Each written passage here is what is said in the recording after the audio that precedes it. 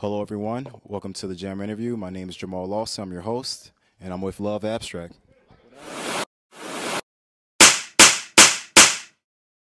Nice to meet you, man. It's nice meeting you too. So, what's your story?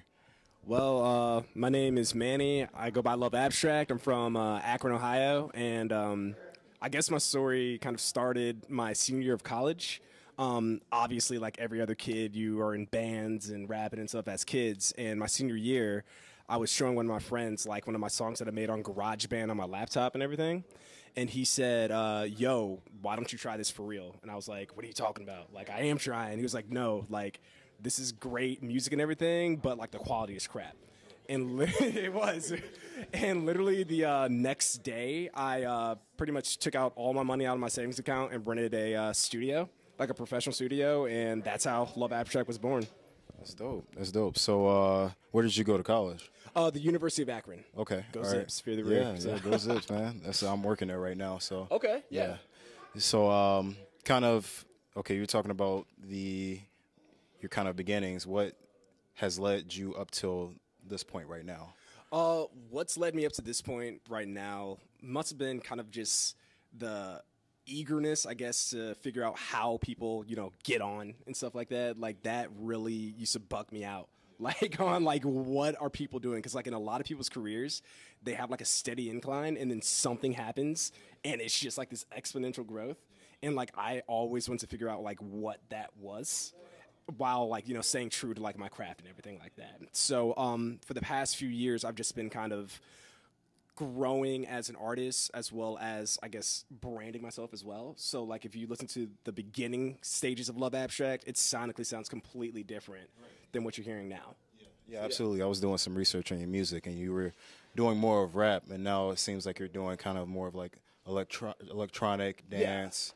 Yeah, exactly. Yeah. So, is it just a natural evolution of what the sound that you were going for, or is it an intentional change of direction from your earlier sound to now? It was kind of a little bit of both. It was an intentional direction, and I wanted to stand out locally to kind of like, stand out and kind of be, I guess, the top dog, if you will, in this area. And also, it was just kind of like an artistic growth. Like, even if you listen to my first singing song versus like my latest one, you can kind of see the structure of my songs kind of changing, the lyrics getting stronger. So, yeah. That's dope. That's dope. So, let's talk about, so what kind of like foundation do you have as an artist? Like what kind of values do you have that kind of would ground you, or whatever it is that gets you through as an artist or going into the industry?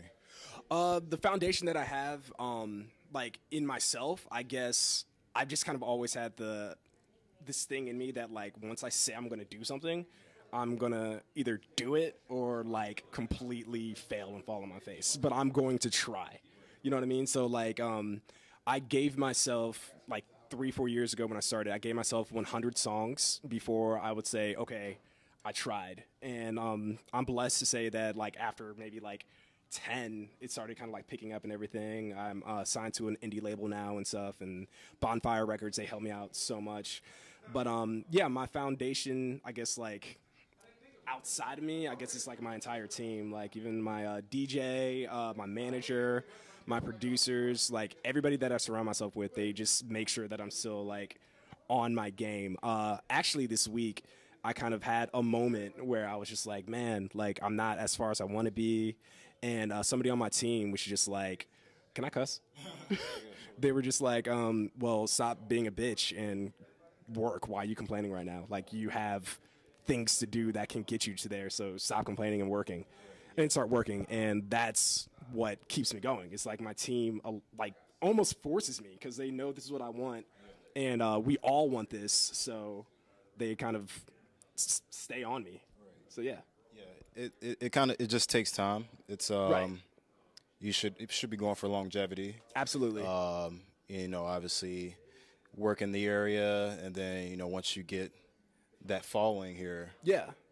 Go outside another state, do the same thing. Exactly, Yeah. exactly. And my one of my producers, I was talking to him too, and he was just like, "Yeah, you're upset that, you know, majors aren't calling yet. But then again, you just got off the phone with a producer out in Wales and Spain, and you're flying out to LA all the time. And like, I was just like, you're right. Like, I am progressing, so I shouldn't be, you know, complaining. So yeah, That's dope. So you're getting international recognition right now. yeah. My first PR team, they were out in Australia actually. So yeah. That's awesome. So what kind of challenges are you facing right now? The challenge that I'm facing, the main one is learning how to deal with like a record label in general. Even though it's an indie label, there's still things that I have to, you know, cater to and do as obligations for them. And with that, it's just kind of a lot different than just waking up one day and saying, I want to make this song, then I want to make this. Now I have like, you know, channels to go through and whatnot. So yeah. So how are you kind of trying to navigate being through an indie label? Like, what kind of, I guess, skills do you need, or what kind of information or knowledge or resources do you need to be able to be on, you know, navigating an indie label? Right. So for me, the challenge was that they came in halfway through my new EP. Like, I released the first single, and then they hit me up, and they're like, yo, we want to, like, release the rest of it. So the challenge with that, and I would say, like, in general, if anybody's trying to, like, get into, like, an indie scene or whatever, just have everything prepared. Like, at this level, record labels are just to push it out themselves and do their PR push. But you still have to like work the record yourself. You still have to like do interviews. You still have to hit up blogs yourself and shows and everything. So don't expect a lot from your indie label. Even though Bonfire, they treat me really well. Like, they've got me a lot of places that like I couldn't have done by myself at this level. But yeah, like, still push yourself. Like, whatever you're doing to promote yourself to get to that level, continue to do that. Do you have any other passions outside of music? This is just straight music. I mean, that's fine if that's the case. Yeah, I'm trying to think. I like real estate. I bought a duplex, rented out both sides of it, I guess. I like that, but music is kind of 24/7 for me, man. Did you major in like finance or something? I majored in marketing. Marketing? Yeah. Okay, all right. So that's perfect. So like, Yeah. what kind of knowledge or skills that you developed while you're in college? What helped you translate that into your music career? The main thing is just branding, like branding everything. Like, if you see all of my album artworks, they are all cohesive. They all have the exact same kind of vibe, the kind of same story. And if you see at the top of it, I still have like my AB logo, if you've seen that. And yeah, it's just all about branding and perception. And like, I'm blessed that I had like 4 years in college to learn and understand that and like master that. So I would argue that branding definitely has taken me a lot further than if I was just putting out songs here and there. So yeah. What kind of downsides could you see potentially with branding, like in terms of outreach for audience, and a new audience, or what kind of challenges comes with that? Like, personally with my brand and everything, I guess the one challenge that I wouldn't say that branding, there isn't that many challenges if you know how to do it. The only thing you shouldn't do is like pigeonhole yourself into like one thing. But and I'm confident that I'm not doing that. But the one challenge that I would say is out there is like, my sound is relatively like, okay, I'm gonna say it, it's different, it's unique. Like, and it's very hard for blogs to kind of like pinpoint where I'm at. And sometimes that like deters them from like, you know, doing me in general, because like they don't know if I'm like rapping, if I'm pop, if I'm R&B, like, so that's kind of a challenge. But I mean, like, I intentionally make my songs to stand out and try to like carve my own lane. So it comes with that kind of territory. So that's so let's kind of go more in depth with that discussion. So when we talk about not being pigeonholed and, you know, people wanting to see you in one way, how do you convince someone that you're a well-rounded person. Like, Yeah, no, I get that. You kind of can't, like, I can't give you a sales pitch. It has to kind of like resonate through your music. And yeah, I think I'm doing a great job of that. Like from Lost Girls, to Risk to Driveway, like there's a large spectrum where like I fall into with all of my music, even though it's kind of in the same genre, if you will. But like you just have to make yourself not pigeonholed. And I guess for artists that think they're in this kind of one lane, I'd recommend that they just start branching out. And it might take 50 songs until people start like believing you can do something else, but like you just have to prove it. your latest project is Abstract, right? Yep, the Abstract. So what's the concept behind Abstract? So the Abstract, my first album was called Lovely. Yes. And that was kind of like I guess you can say it was a darker kind of tone to it and everything, which is the contrast between lovely and it being dark. You know what I mean? Like, and this project called the Abstract, this was the first project where I kind of wanted to come up with like a concept and like follow through with that. And the concept was kind of like first times. So every single song is about like something new happening. Like the first song is Curtains, and it's like saying curtains up. Like this is me now. I'm an artist. So like the first time you see me. The second song is Flower, and Flower is talking about the first time that like you're at a school dance, and like I know that's like really. I mean, that's good that you're talking about like a specific situation. Yeah, it's like wherever the life experience that you had. Exactly, and you don't even have to take it as like the first dance or whatever, but it's just like the first time you saw like that girl, and you just want to like muster up the courage to kind of like, and then Driveway is actually a continuation of Flower. And what it is, it's like the first time that like you finally got the girl and you're going in for that first kiss. So for me, that was my prom night, and we were in my driveway, and like I wanted to kiss her. I wimped out. I didn't kiss her.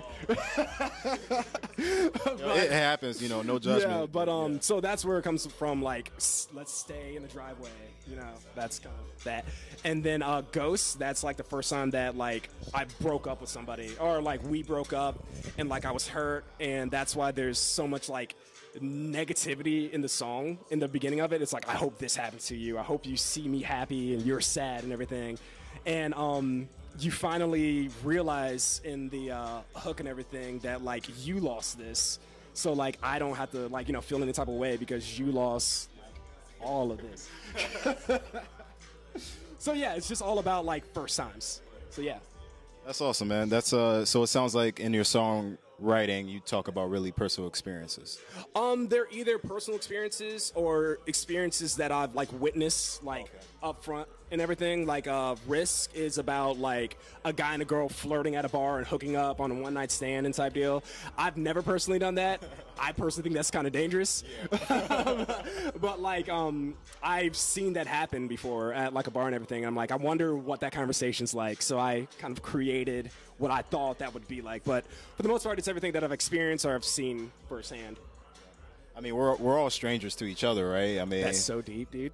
I mean, like you gotta get to know somebody. It doesn't matter what the setting. Yeah. All right, yeah. It doesn't matter the setting, but the song "Risk" is about hooking up with a girl that you met on the first night, which is really dangerous if you think about it, because you don't know enough about the girl. I mean, that is true. To, that like, is true. Safely assess. Safe sex. Yeah. Put a condom on. Put a condom on. Abstinence is the way. No, I'm not abstinent. So whatever. It's whatever. It's cool if you are, man. It's cool if you are. Do what you want to do in life is what LuvAbstract is about. So I guess let's go into what makes your experience, or what makes you a unique artist. I know you talked about that you have different sounds, but what makes you unique as an artist? The one thing that like I always say when people say like, what makes you you? I guess that's kind of like a sales pitch, and I can't explain to you why like on me. I can't say that. Like I would just urge you to listen to like all of my music and like make that decision yourself. But yeah, I definitely have a pretty unique sound. People say it's like electro R&B Electro pop is what I'm getting a lot of too. My writing capabilities are pretty good. They're getting a lot better, and I think it's just the progression of my career, and just every single song has its own life and its own story, and no two are the same. So if you want diversity in your music, holla at your boy. That's dope. Yeah, you do have a really good, diverse catalog so far. I think that with your sound sonically, I think that would push you into a more broader audience. You would have more of a diverse shows. Do you kind of see that in your crowds, that you have a diverse crowd? I had my first headlining show a couple months back, and the crowd was so just wide and vast. Like, there was like a lot of like hip hop heads there. Dude, there was like 10-year-old kids in the front row. Like, yo, you remember, Shucks, you remember my first headlining show? There was like 5 kids in the front. Like, they were like 8. Like, it was like the weirdest thing in the world, and I did absolutely fucking cuss in front of them, like, which was like really weird, but like, hey, you know, I'm for the kids. Try to be family friendly. Yeah, it was just okay. I was like, I never really get nervous at shows. Like, this is what I want to do. I love having fun. But when I saw those kids in like the front row, I was like, holy shit, like, do I cuss? Like, what's going on? But yeah, long story short, my crowds are pretty diverse. Yeah. Do you see yourself doing more than just music in the future? If everything, like, you know, works well, I guess, like, I would love to get into acting as well. I definitely want to get into the business side of music as well. Like, I would absolutely love to get into like marketing at like Universal or something like that. But and I also want to write a lot for other artists, and I am starting to do that, but like, I guess later on in my career I want to kind of amplify that. All right. What do you think would take you there? Like, what do you think? What kind of opportunities can you create for yourself to ensure that you get into acting, that you get into the business side of music? I think for the business side of music, it's just all relationships. Like, once I get to that level, I feel like it won't be that difficult as long as I can, like, you know, prove my worth, and like, I have a marketing background, I have a resume, so I can throw that out there. But for acting, the time definitely has to be right, but eventually I guess I will just have to find an agent and just kind of, like, you know, work my way up that way. Yeah, most definitely relations are very important in the music industry, you know, acting, movie industry, so yeah, it's most definitely important. Yeah. So I guess what's something that people would not be able to kind of identify you with, or what's something that people won't really know about you? Like, personally? Yeah, personally. I'm like a huge Pokemon fan. I'm a huge anime guy. Like, that's all I do. Fast forward or backtrack to that one question, like, what's one of my passions? Like, anime. So, like, absolutely, I love everything anime. Top 3 Pokemon and your top 3 anime shows. I only have one favorite Pokemon, and it's the evolution of Charmander to Charizard. So Charmander, Charmeleon, Charizard. Classic. So there we go. 3 like that. And then for animes, I'm gonna say Death Note, Attack on Titans, and Full Metal Alchemist. Do you know about those? I like Full Metal Alchemist. Okay, there we go. Used to watch that on Toonami, so yeah. Yeah, definitely. Cowboy Bebop. I haven't got into that yet. Oh, really? Yeah, it's on Hulu, but it's dubbed. Like, it's dubbed over, and I love reading. I read a lot, but I don't like reading while I'm watching TV, because that's why I watch TV, to not the visual part of it. Yeah, exactly. So, like, I can't watch Cowboy Bebop until they, like, dub it over. Yeah. All right. Well, you know, thank you for doing this interview. We're here right now, currently at the Grog Shop, so he's about to do a show right now. So, yeah. Thanks for doing the show. Thanks for being on this interview. Absolutely. You know, I'm looking forward to the show. And you can give your plugs and your shout outs. Okay, yeah. I'm LuvAbstract, LUV Abstract. LuvAbstract everywhere, Instagram, Twitter, Facebook, LuvAbstract.com. Yeah, and I just released the EP. It's out everywhere, Spotify, Apple, SoundCloud. Yeah, just stay tuned for more music. Gang, gang. All right, well, that's it. And keep jamming. Keep jamming.